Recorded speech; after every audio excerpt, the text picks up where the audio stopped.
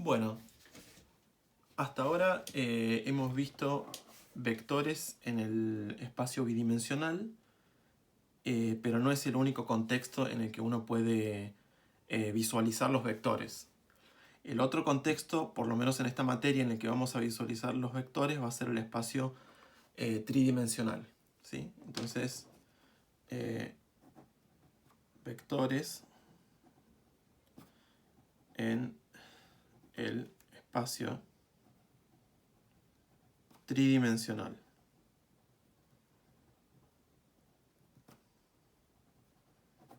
¿Sí?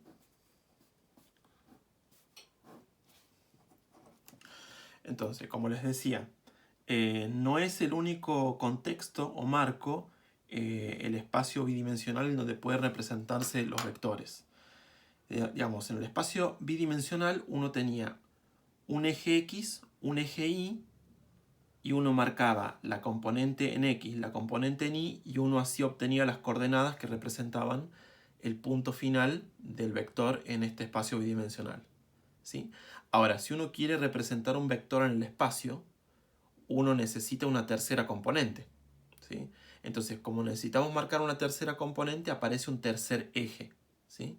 Es decir, que así como el espacio bidimensional tiene dos ejes para poder representar un vector, el espacio tridimensional va a ser necesario un tercer eje, que vamos a llamar el eje Z, ¿sí? Entonces, ¿cuál va a ser la situación o el esquema o el sistema coordenado para poder representar un punto en el espacio? Vamos a necesitar de un eje X, vamos a necesitar de un eje Y, y ahora aparece un nuevo eje que es el eje Z, ¿sí? Por acá, si uno prolonga, va a aparecer el eje de las X negativo. Por acá, si uno prolonga, aparece el eje de las Y negativo. Y por acá, si uno prolonga para abajo, este es el semieje de las Z negativo, ¿sí? Entonces, si uno ahora tiene un vector en el espacio, si B es un vector en el espacio, va a tener tres componentes. Una componente x1, una componente y1 y una componente z1, ¿sí? Entonces, ¿cómo va a ser posible representar un vector en el espacio si tiene componentes x1, y1, z1? Entonces, lo que vamos a hacer es primero marcar en el eje de las x la componente x1. Entonces, supongamos que por acá está el punto x1, ¿sí? Luego vamos a representar el punto y1 en el eje de las y. Supongamos que por acá está el punto y1. Una vez que tengamos eso, lo que vamos a hacer es, antes de marcar el punto z1 correspondiente al eje z, vamos a trazar una recta paralela al eje y que pasa por el punto x1. Entonces, permítanme la regla para ser prolijo. Entonces, imaginen que este eje de la Y lo traslado paralelamente hacia el punto x1 y trazo una línea imaginaria, ¿sí? Por acá.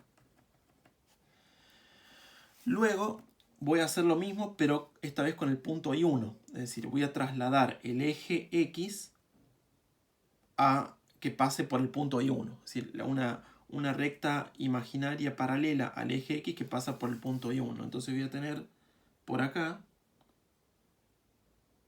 una línea imaginaria paralela al eje de las x, pero que pasa por el punto y1. Cuando haga estas dos cosas se va a determinar una intersección entre estas dos líneas imaginarias. Entre la línea imaginaria que pasa por el punto x1, paralela al eje x, y la línea imaginaria que pasa por el punto y1, paralela al eje x, ¿sí? Entonces acá tengo un punto que representa esa intersección de esas dos líneas imaginarias. Una vez que tenga esa intersección, voy a trazar una línea imaginaria, pero esta vez paralela al eje Z. Entonces, supongamos que no es muy bueno el dibujo, pero imaginen que por acá hay una línea imaginaria al eje Z, ¿sí?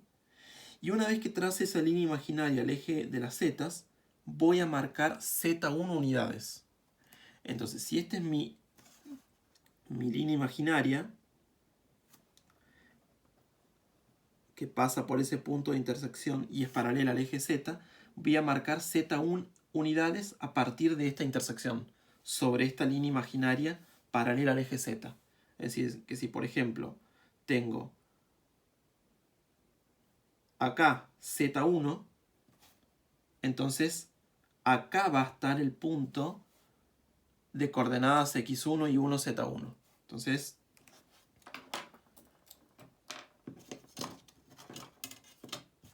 tengo que marcarlo entre el origen del sistema coordenado X y Z y el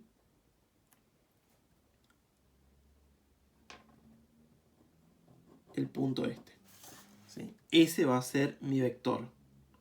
Este va a ser mi vector B. Sí, el vector B, este punto que está acá, va a tener coordenadas X1, Y1 y Z1. ¿Sí? Ya lo vamos a ver con un ejemplo para que se vea más claro cómo hacer la representación, ¿sí? Pero bueno, esto es como para que vayan teniendo una idea de cómo se representa un punto en el espacio, ¿sí?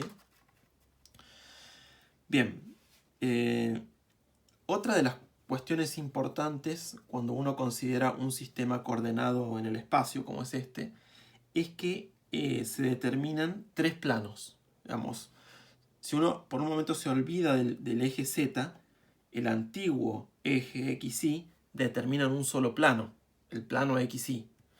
Pero ahora, como hay un nuevo eje, se van a determinar tres planos coordenados. Entonces vamos a describir esos planos coordenados que se determinan. Aquí se determinan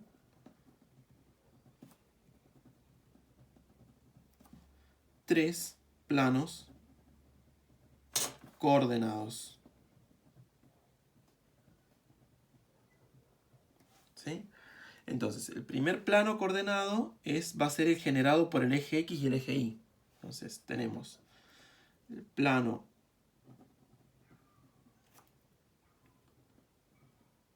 coordenado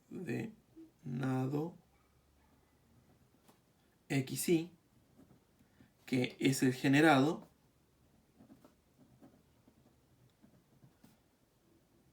por los ejes X, E, Y. Es decir, todo este plano que está acá. Digamos, si uno mira este sistema coordenado, sería como el piso, el plano coordenado XY. Después, ¿qué otros planos coordenados tenemos? El plano coordenado generado, por ejemplo, por el eje Z y el eje Y. Sería como la pared, ¿sí? Entonces ahora el otro va a ser el plano coordenado IZ o ZY, es lo mismo. Este va a ser el plano coordenado generado por, esta vez, los ejes Y, Z. ¿Sí? Y después tenemos otro plano coordenado que es el generado por el eje X y el eje Z. Es decir, sería como esta otra pared que está acá. ¿Sí? Entonces el tercer plano coordenado es el plano coordenado XZ, que va a ser el generado por los ejes X, Z. ¿Sí? Es decir, que acá tenemos un sistema coordenado con tres planos coordenados. ¿Sí? Bueno, también es importante observar que el sistema coordenado en el espacio puede observarse de dos formas. Es decir, hay dos formas de observar el sistema coordenado en el espacio.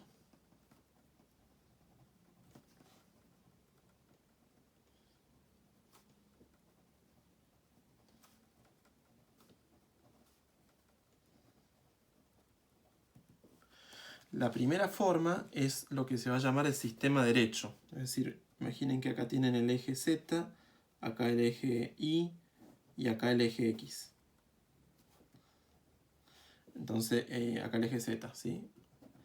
Imaginen que acá está el origen de coordenadas.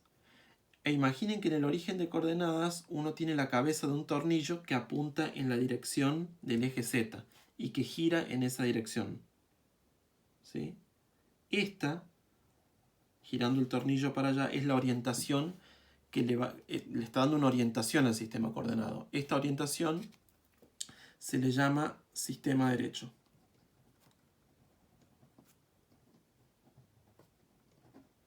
¿Sí? La otra forma de ubicar, esto es una forma de ubicar el sistema coordenado. Y la forma para ubicarlo es imaginar que acá en el origen está la cabeza de un tornillo que gira hacia arriba, ¿sí? En la dirección del eje Z. La otra forma es imaginar que, que tiene la cabeza del tornillo está en el origen, pero que en lugar de girar para arriba, gira en la misma dirección, pero en sentido del eje Z, pero en sentido opuesto. Entonces, imaginen que acá está el eje Z, ¿sí? Pero que el tornillo, acá está el eje Z negativo, tiene la cabeza en el origen, pero que gira en sentido opuesto. Entonces eso le da otra orientación al sistema coordenado. En esta nueva orientación, el eje X aparece por acá y el eje Y aparece por acá, ¿sí? Esta forma de ubicar el sistema coordenado es lo que se conoce como sistema izquierdo.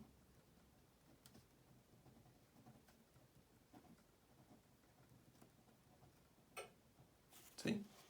Estas son las dos formas que existen de posicionar un sistema coordenado a la hora de ubicar un vector o un punto en el espacio. Por lo general, en esta materia vamos a hacer uso del sistema derecho, ¿sí? Esto es como para que ustedes conozcan que hay otra forma de ubicarlo al sistema coordenado para representar un punto, pero no es la usual, ni por lo menos en esta materia. En esta materia vamos a usar este sistema.